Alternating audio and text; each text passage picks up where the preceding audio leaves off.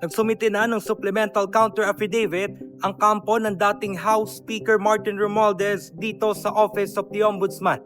Kasama ang recantation o pagbawi ng sinumpaang salaysay ni Orly Guteza sa karagdagang depensa na isinumite ng kampo ni Romualdez ngayong araw.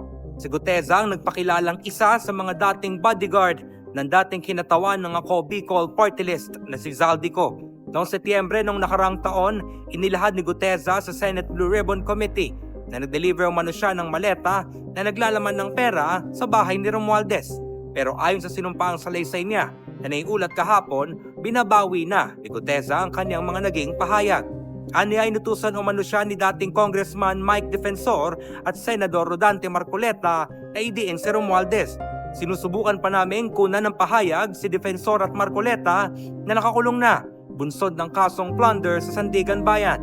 Matatandaan na isinama ng mga investigador ng Ombudsman ang salaysay ni Guteza bilang ebidensya laban kay Romualdez sa isinampan nilang reklamong plunder o pandarambong, graft o katiwalian, panunuhol at maging money laundering. Inakusahan ng Ombudsman si Romualdez at Co.